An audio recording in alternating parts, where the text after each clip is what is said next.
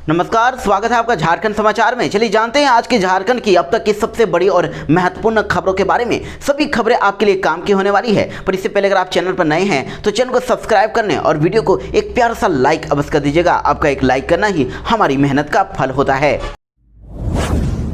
झारखंड में विधानसभा चुनाव जल्द ही होने वाले हैं। इसको लेकर अब बड़ी अपडेट सामने आई है। झारखंड में इस साल के अंत में विधानसभा चुनाव होगा और उम्मीद है कि चुनाव आयोग जल्द ही राज्य चुनाव की तारीखों की घोषणा करेगा। लेकिन ये ताजा अपडेट के मुताबिक बताया जा रहा है कि चुनाव आयोग अगले 2-3 दिनों में ही झारखंड और महाराष्ट्र दोनों राज्यों के लिए चुनाव की तारीखों की घोषणा कर सकता है। और इस बार झारखंड विधानसभा चुनाव 2 चरणों में कराए जाने की संभावना है। वहीं सूत्रों के मुताबिक 14 या फिर 15 अक्टूबर तक इसकी घोषणा हो सकती है और इसके साथ ही झारखंड में आदर्श आचार संहिता भी लागू हो जाएगी। वैसे आपको बता दें कि झारखंड का स्थापना दिवस 15 नवंबर को है, तो इस बात पर अब बहुत ज्यादा संभावना है कि झारखंड में भी चुनाव उसी दिन के आसपास कराए जा सकते हैं। झारखंड में जल्दी ही विधानसभा चुनाव होने वाले हैं, लेकिन इससे पहले ही अब कई गांवों ने अब इस पूरे चुनाव का ही बहिष्कार करना शुरू कर दिया है। इधर देखिए बड़ी खबर गुमला से है। यहां पर 2 गांवों के लोगों ने नेताओं के प्रवेश पर ही रोक लगा दी है। जी हां, गुमला जिले के बिशुनपुर विधानसभा क्षेत्र के अंतर्गत घाघरा प्रखंड के दिरगांव और विमरला पंचायत में नेताओं की अब एंट्री पर ही रोक लगा दी गई है। ग्रामीणों ने बैठक करके ये निर्णय लिया है कि अगर सड़क नहीं बनी तो इस बार विधानसभा चुनाव में वोट नहीं देंगे। और ग्रामीणों ने यह भी कह दिया है कि झारखंड गठन के 24 साल हो गए हैं, लेकिन कभी दिरगांव और विमरला पंचायत की जर्जर सड़क चुनावी मुद्दा नहीं बनी और अब तक किसी राजनीतिक पार्टी ने सड़क बनवाने की पहल भी नहीं की है। बैठक में दोनों पंचायत के करीब 2000 ग्रामीण शामिल हुए और उन्होंने अब सभी नेताओं की एंट्री पर ही अब रोक लगा दी है। किसी भी नेता को अब यहां घुसने नहीं दिया जा रहा है। देखिए आप तस्वीर में देख सकते हैं कि यहां पर प्रदर्शन करने वाले लोगों के हाथों में रोड नहीं तो वोट नहीं की तख्तियां हैं। उन्होंने अब पूरा विरोध कर दिया है। झारखंड के सभी सरकारी डॉक्टर अब हड़ताल पर चले गए हैं। पाकुड़ की घटना के विरोध में इन्होंने लिया फैसला। जी हां, पाकुड़ सदर अस्पताल में डॉक्टरों के साथ हुई मारपीट की घटना के विरोध में अब पूरे झारखंड भर के सरकारी डॉक्टर अब कल से ही अनिश्चितकालीन हड़ताल पर चले गए हैं। सरकारी डॉक्टरों के संगठन झारखंड राज्य स्वास्थ्य सेवा संघ के सचिव ठाकुर डॉक्टर मृत्युंजय सिंह ने प्रेस नोट जारी करके इसकी जानकारी दी है। उन्होंने कहा कि एक तरफ सुप्रीम कोर्ट ने लगातार डॉक्टरों की सुरक्षा को लेकर चिंता जताई है और इसके लिए राष्ट्रीय टास्क फोर्स तक का गठन किया गया है। वहीं दूसरी तरफ देखिए झारखंड के सदर अस्पताल पाकुड़ में 1 महीने में ड्यूटी पर तैनात डॉक्टर के साथ मारपीट की ये दूसरी घटना है और वहां का प्रशासन अपराधियों पर लगाम लगाने में पूरी तरह से विफल है और मामले को दबाने की कोशिश कर रहा है। इसलिए अब सिर्फ आश्वासन से काम नहीं चलेगा। अब आज से ही अब झारखंड राज्य के सभी सरकारी चिकित्सक अनिश्चितकालीन कार्य बहिष्कार पर रहेंगे और यह बहिष्कार तीनों आरोपियों की गिरफ्तारी होने तक जारी रहेगा। लेकिन लोगों के लिए यह राहत की खबर है कि कार्य बहिष्कार के दौरान सिर्फ इमरजेंसी सेवा पहले की भांति ही चालू रहेगी और सरकारी डॉक्टरों का राज्यव्यापी कार्य बहिष्कार की पूरी जिम्मेदारी पाकुड़ के जिला प्रशासन और पुलिस प्रशासन की होगी। झारखंड में डॉक्टरों के बाद अब एम्बुलेंस मिलना भी मुश्किल होने वाला है। देखिए अब बकाया वेतन की मांग को लेकर 24 अक्टूबर से अब एम्बुलेंस कर्मचारी हड़ताल पर जाने का ऐलान कर दिए हैं और कहा जा रहा है कि अगर यही स्थिति रही तो फिर आने वाले दिनों में झारखंड के गरीब रोगियों को एम्बुलेंस से अस्पताल पहुंचाना मुश्किल हो जाएगा। 108 एम्बुलेंस कर्मियों ने हड़ताल पर जाने की चेतावनी दे दी है और ये लोग अपने बकाया वेतन की भुगतान की मांग कर रहे हैं। दरअसल एम्बुलेंस का संचालन करने वाली एजेंसी के कर्मियों को त्योहार के सीजन में भी वेतन नहीं मिला और एजेंसी पर अब वेतन का भुगतान करने के लिए दबाव बनाने के लिए अब कर्मियों ने हड़ताल पर जाने का मन बना लिया है और कहा है कि उनके बकाया का वेतन अगर भुगतान नहीं किया गया तो 24 अक्टूबर से झारखंड में 108 एम्बुलेंस सेवा को ठप कर दिया जाएगा। और इसको लेकर तो 108 एम्बुलेंस का संचालन कर रही एजेंसी EMRI ग्रीन के कर्मियों ने धनबाद के civil surgeon doctor Chandrabhanu Pratapan को ज्ञापन भी सौंपा है और अब कर्मियों के द्वारा बताया गया है कि 3 महीने से एजेंसी ने उनके वेतन का भुगतान नहीं किया है और अगर जल्द ही भुगतान नहीं हुआ तो फिर 24 अक्टूबर से वे लोग 108 एम्बुलेंस सर्विस को ठप कर देंगे, एम्बुलेंस नहीं चलाएंगे। 100 करोड़ रुपए की हेराफेरी के मामले में सीआईडी ने कसा शिकंजा और जेल भेजे गए चारों आरोपी। जी हां, बड़ी खबर इधर झारखंड पर्यटन विभाग निगम लिमिटेड जेटीडीसी और झारखंड विद्युत वितरण निगम लिमिटेड और झारखंड ऊर्जा उत्पादन निगम लिमिटेड के खाते से हुए करीब 100 करोड़ की हेराफेरी मामले में अब हिरासत में लिए गए चारों आरोपियों को अब सीआईडी ने जेल भेज दिया है। और इन आरोपियों में जेटीडीसी के तत्कालीन लेखपाल सह केशियर गिरजा प्रसाद सिंह, कैनरा बैंक निफ्ट हटिया के तत्कालीन शाखा प्रबंधक अमरजीत कुमार और साजिशकर्ता बोकारो के रुद्र सिंह उर्फ समीर कुमार तथा रांची के डिबडीह निवासी लोकेश्वर शाह उर्फ लोकेश शामिल हैं। वैसे इस पूरे मामले की जांच कर रही एसआईटी ने इन चारों की निशानदेही पर 85 लाख रुपए नगद, 15 लाख रुपए के सोने के जेवरात की बरामदगी की थी और इसके अलावा विभिन्न बैंकों में से पड़े 39,70,000 रुपए फ्रीज कराया था। वहीं आपको बता दें कि आरोपियों पर झारखंड पर्यटन विभाग निगम लिमिटेड के खाते से 10 करोड़ 40 लाख रुपए और झारखंड विद्युत वितरण निगम लिमिटेड के खाते से 65 करोड़ 50 लाख रुपए और झारखंड ऊर्जा उत्पादन निगम लिमिटेड के खाते से 40 करोड़ 50 लाख रुपए की निकासी का आरोप लगाया गया है। झारखंड में अब सभी सरकारी अस्पतालों में हो सकेगी आंखों की सर्जरी। हर जिले के लिए खरीदी जाएगी एक एक फेको मशीन। जी हां, झारखंड में अब सभी जिलों के सदर अस्पतालों में फेको पद्धति से आंखों की सर्जरी होगी और स्वास्थ्य विभाग ने राज्य के 20 जिलों के सदर अस्पतालों के लिए एक एक फेको मशीन खरीदने की स्वीकृति प्रदान भी कर दी है। इनमें रांची, दुमका, पलामू और हजारीबाग को छोड़कर सभी जिले सम्मिलित हैं, क्योंकि इन 4 जिलों में पहले से ही ये सुविधा है। वहीं स्वास्थ्य विभाग ने इस नई योजना के लिए 5 करोड़ 19 लाख रुपए की प्रशासनिक स्वीकृति प्रदान करते हुए राशि संबंधित जिलों को जारी कर दी है और इस फेको मशीन के लिए अधिकतम दर भी तय कर दी गई है और खरीदी गई मशीन की दर को आधार बनाकर यह स्वीकृति प्रदान की गई है। इसके तहत मशीन के लिए 25,94,000 रुपए की स्वीकृति प्रदान की गई है। इस मशीन की उपलब्धता नहीं होने के कारण आंखों की सर्जरी नहीं हो पाती थी और इसके लिए मरीज को रांची या फिर दूसरे शहरों पर ही जाना पड़ता था, लेकिन अब इन शहरों में भी ये सुविधा उपलब्ध रहेगी। आप इस तस्वीर में फेको मशीन को देख सकते हैं। ये वही मशीन है जिसके द्वारा मोतियाबिंद के इलाज में इसका उपयोग किया जाता है और आंखों की सर्जरी में भी इसका उपयोग होता है। झारखंड में बीजेपी के द्वारा गोगो दीदी योजना लेकर आ गई है, तो ऐसे में अब झारखंड मुक्ति मोर्चा में अब काफी घबराहट देखी जा रही है। झारखंड मुक्ति मोर्चा ने तुरंत ही अब जेएमएम सम्मान योजना को लेकर ऐलान कर दिया है और कह दिया है कि चुनाव आयोग अगर इस स्कीम को अगर अनुमति दे देती है तो महिलाओं को हर महीने 2500 रुपए देंगे।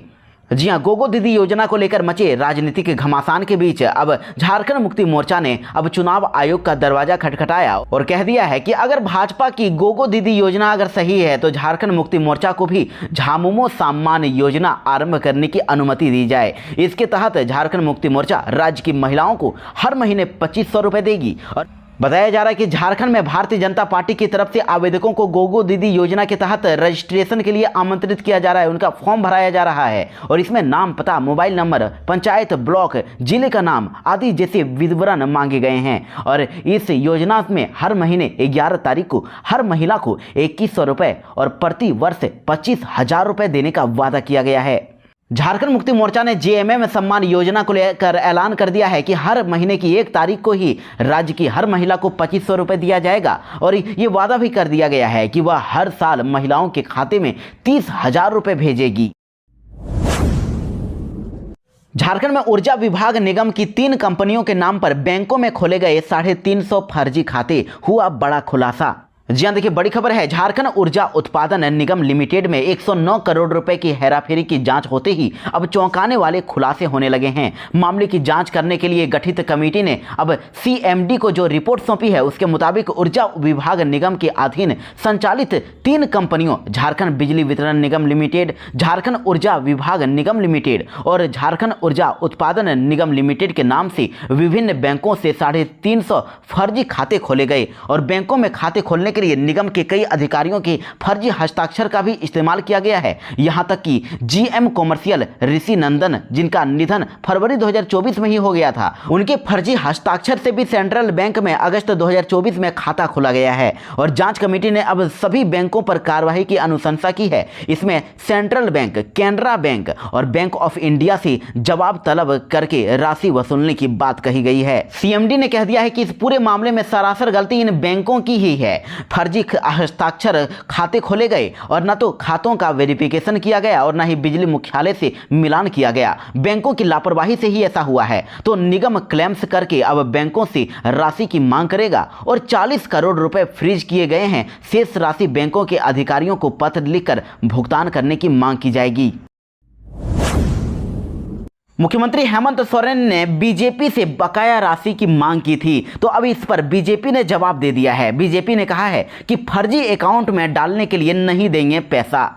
जी हां, मुख्यमंत्री हेमंत सोरेन के बकाया पैसे मांगने पर भाजपा ने हमला बोला है। पार्टी के प्रदेश प्रवक्ता अजय शाह ने कहा है कि सीएम हेमंत सोरेन केंद्र से 1,36,000 करोड़ रुपए बकाया मांग रहे हैं और अब केंद्र सरकार राज्य सरकार को विकास के लिए पैसा देगी, फर्जी अकाउंट में डालने के लिए नहीं। अजय शाह ने कहा कि हेमंत सोरेन राज्य में सरकार चलाने में विफल रहे हैं। उनके पास कोई भी ऐसी योजना नहीं है जिसे उन्होंने 5 साल में शुरू किया हो। केवल हाल ही में महीनों में जल्दबाजी में लागू की गई योजनाओं के आधार पर वो वोट मांग रहे हैं। जानकारी के लिए आपको यह भी बता दें कि मुख्यमंत्री हेमंत सोरेन ने केंद्र सरकार के पास ये मांग रखी थी कि अगर केंद्र सरकार 1,36,000 करोड़ रुपए अगर लौटा देती है तो फिर हर बहन को झारखंड में आजीवन 2,500 रुपए हम देंगे। झारखंड में धर्म परिवर्तन को लेकर फिर हुआ बवाल। स्कूल में 60 लोगों को दी जा रही थी लालच।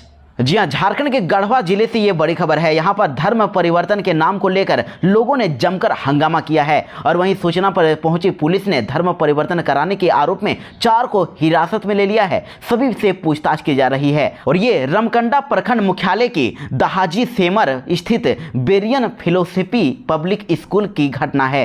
बताया जा रहा है कि यहां पर धर्म बदलने के लिए लालच दिया जा रहा था। रंका के तमगे कला निवासी बंसी राम ने बताया कि वे पत्नी के साथ गुरुवार को बेरियन फिलोसफी स्कूल गए थे। वहां करीब 50 से 60 की संख्या में लोग पहले से ही बैठे हुए थे और प्रार्थना सभा की जैसे ही समाप्ति हुई उसके बाद सभी को धर्म परिवर्तन का लालच दिया जाने लगा और जब बंसी राम ने इनकार किया तो उन पर दबाव बनाया जाने लगा। इसकी जानकारी उन्होंने दूसरे ग्रामीणों को फिर दे दी। इसके बाद बजरंग दल और विश्व हिंदू परिषद के सदस्य समेत ग्रामीण स्कूल पहुंचकर हंगामा करने लगे और सूचना पर थाना प्रभारी दलबल के साथ पहुंचे और 4 आरोपियों को हिरासत में ले लिया है।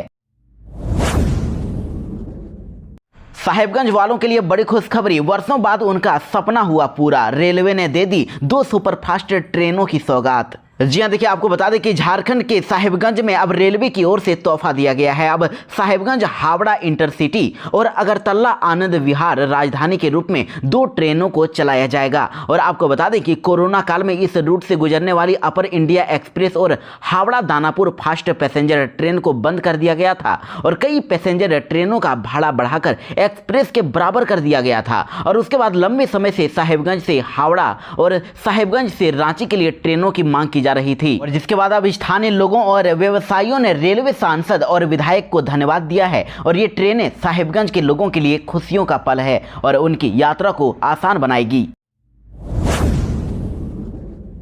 बड़ी खबर पलामू से है। यहां पर एक ट्रक ने 3 लोगों को रौंद दिया। एक ही परिवार के थे सभी और हादसे में 2 की हो गई है मौत। जी हां, पलामू के छतरपुर थाना क्षेत्र के रुधवा में नेशनल हाईवे 98 पर तेज रफ्तार एक ट्रक ने एक ही परिवार के 3 लोगों को रौंद दिया। इस घटना में दादी और पोता की मौत हो गई है और पुलिस ने कार्रवाई करते हुए अब ट्रक को जब्त कर लिया है और हरिहरगंज थाने में रखा हुआ है। और इस घटना के जैसे ही जानकारी परिजनों को मिली, बड़ी संख्या में वे अस्पताल पहुंचे और मेदिनी राय मेडिकल कॉलेज एवं हॉस्पिटल में दोनों मृतकों के शव के पोस्टमार्टम की प्रक्रिया शुरू की गई। वहीं घटना के बाद परिजनों का बुरा हाल है। झारखंड में अब हर महीने 11 तारीख को मनाया जाएगा परिवार कल्याण दिवस। लगाए जाएंगे आरोग्य शिविर। जी हाँ, झारखंड में अब हर महीने की 11 तारीख को परिवार कल्याण दिवस का आयोजन किया जाएगा और यदि 11 तारीख को अवकाश होगा यानी छुट्टी अगर रहती है तो उससे एक दिन पहले या फिर एक दिन के बाद इसका आयोजन किया जाएगा। लेकिन हर महीने परिवार कल्याण दिवस का आयोजन जरूर किया जाएगा। इसके तहत राज्य के सभी रेफरल अस्पताल, सामुदायिक स्वास्थ्य केंद्र, प्राथमिक स्वास्थ्य केंद्र, आयुष्मान आरोग्य मंदिर एवं सभी शहरी स्वास्थ्य केंद्रों के द्वारा आरोग्य शिविर लगाए जाएंगे, जिसमें परिवार नियोजन की विधियों की उपलब्धता के साथ साथ परिवार नियोजन परामर्श और जागरूकता कार्यक्रम आयोजित किए जाएंगे। स्कूलों में अभी तक नहीं मिली है पोशाक की राशि। जी हां, 38 लाख बच्चों को अभी तक पोशाक की राशि मिल जानी चाहिए थी, लेकिन अगर आचार संहिता लग गई तो फिर राशि मिलना और भी मुश्किल हो जाएगा। निर्वाचन आयोग से लेनी पड़ सकती है अनुमति। जी हां, झारखंड के सभी सरकारी स्कूलों में छात्र छात्राओं को अब तक पोशाक की राशि नहीं मिली है। पहली से 12वीं क्लास तक के 38 लाख छात्र छात्राओं को पोशाक या फिर उसकी राशि दी जानी चाहिए थी और 600 रुपए से लेकर 1200 रुपए तक पोशाक के लिए छात्र छात्राओं को उपलब्ध कराई जाने थे। अगर एक सप्ताह में इसकी राशि नहीं मिली तो भारी मुश्किल हो सकता है। झारखंड विधानसभा चुनाव की घोषणा कभी भी होने वाली है। ऐसे में अगर चुनाव की आचार संहिता लगने से पहले से राशि का भुगतान नहीं हुआ तो ऐसे में छात्र छात्राओं को फिर चुनाव के बाद ही इसका पैसा मिलेगा।